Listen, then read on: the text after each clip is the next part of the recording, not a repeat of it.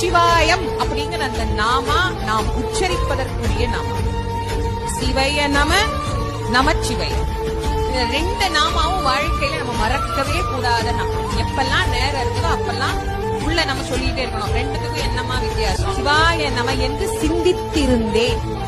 நீங்க இத ஒரே வார்த்தையில புரிஞ்சுக்கோங்க. சிவாய நம சிந்திப்பதற்குரிய நாமா, நமச்சிவாய சொல்லுவதற்குரிய நாமா. அவ்வளவுதான்.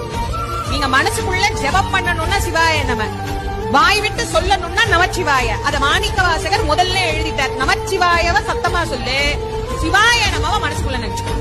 அது சிந்திப்பதற்குரியது, இது சொல்லுவதற்குரியது. அதனால சொன்னார் நமச்சிவாய வாழ்க. அது எங்க இருக்கு? திருவடியில தானே கிடைச்சது. ஏன்னா அவருக்கு ஞானமே அங்கதான் கொடுத்தாராம், சுவாமி காலில தான் கொடுத்தாராம். அதனால சொன்னார் நாதன் தாழ்வாள், சிவன் அவன் என் சிந்தையுள் நின்ற அதனால். இதான் ரொம்ப அழகா எழுதுறார். அவன் அருளாலே அவன் தாழ்